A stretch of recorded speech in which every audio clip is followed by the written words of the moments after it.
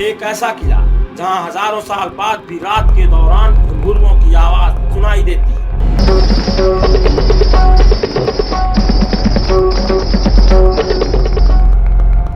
एक ऐसा किला जो आज भी सीना तान कर खड़ा है। एक ऐसा किला जिसका इतिहास हजारों साल पुराना है।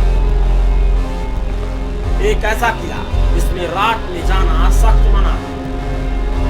एक ऐसा किला जिसमें डर है, खौफ है और रात में चले गए तो सीधे मौत है। ये किला बुंदेलखंड की आन बान और शान है। इस किले का नाम है कालिंजा। नमस्ते, मेरा नाम अंकित त्रिपाठी है। आप देख रहे हैं बुंदेलखंड यूट्यूब चैनल की सीरीज बुंदेली गौरव। इस सीरीज के माध्यम से हम आपको बुंदेलखंड की कुछ धमाकेदार कहानियां बताते हैं। इसलिए अगर आपने अभी तक हमारी यूट्यूब चैनल को सब्सक्राइब नहीं किया तो प्लीज कर लीजिए। अब हम आपको इस किले की वो कहानी बताने जा रहे हैं जिसका आपको इंतजार। इस किले में रहस्य है, सन्नाटे को चीरती हुई घुंघरुओं की चीख है, तो कई तिलिस्मी चमत्कार भी मौजूद है। इस किले में वो रहती है और साथ में रहती है उसकी घुंघरुओं की आवाज। जी हाँ, वो जिसे मरे हुए करीब 1500 साल बीत चुके हैं।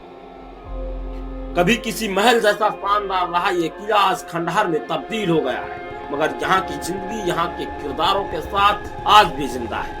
यहाँ के वीराने आज भी किसी के जिंदा होने का एहसास कराते हैं। और जब दिन थक कर सो जाता है तो यहाँ रात की तन्हाई अक्सर घुंघरुओं की छनकती आवाजों से टूट जाती है। कालिंजर के इस दुर्ग में काली गुफाओं के कई रहस्यमयी तिलिस्म। रात होते ही इन गुफाओं में एक अजीब सी हलचल होती है।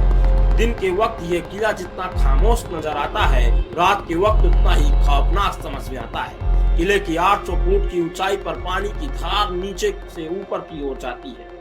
ये किला यूपी के बांदा जिले में स्थित है। कालिंजर किले में कई रहस्यमयी छोटी बड़ी गुफाएं हैं। वो गुफाएं जिनका ओर तो है लेकिन छोर का कोई पता ही नहीं चलता। यानी गुफाएं शुरू तो होती हैं लेकिन खत्म कहाँ होती हैं ये कोई नहीं जानता। इन अंधेरी गुफाओं के बीच ये टप टप गिरता पानी लोगों के रोंगटे खड़े करने के लिए काफी है।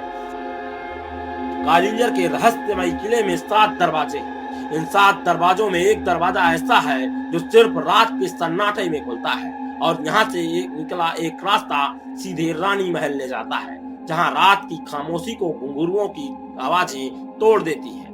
दरअसल कालिंजर किले में रानी महल मौजूद है। एक दौर था जब इस महल में हर रात महफिल सजा करती थी। कहने वाले कहते हैं कि आज 1500 साल बाद भी शाम ढलते ही एक नर्तकी के कदम यहाँ उसी तरह थिरकने लगते हैं।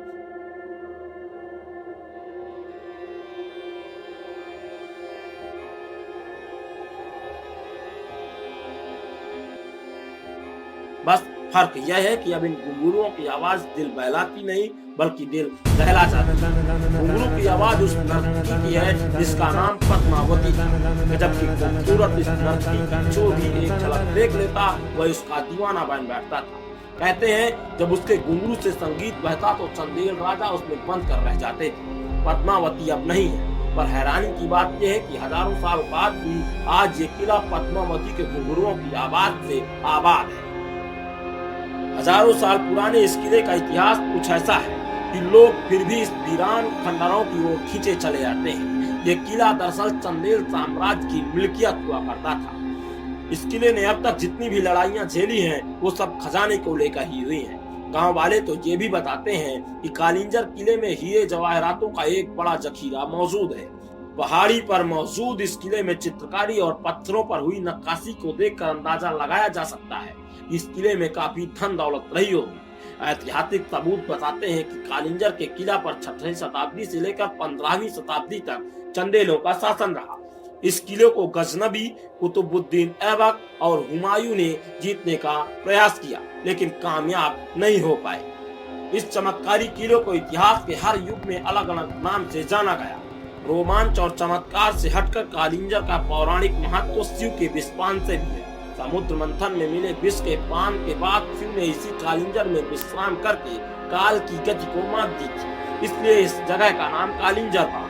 हैरानी की बात तो यह है कि इस पहाड़ में आज भी न कोई नदी है न ही कोई झरना, फिर भी इस किले की चट्टानों के बीच से पानी निकलता रहता है और यह पानी भगवान शिव की मूर्ति के पास से निकलता है। जिसे देखने के बाद इतिहासकार और वैज्ञानिक भी चकरा जाते हैं।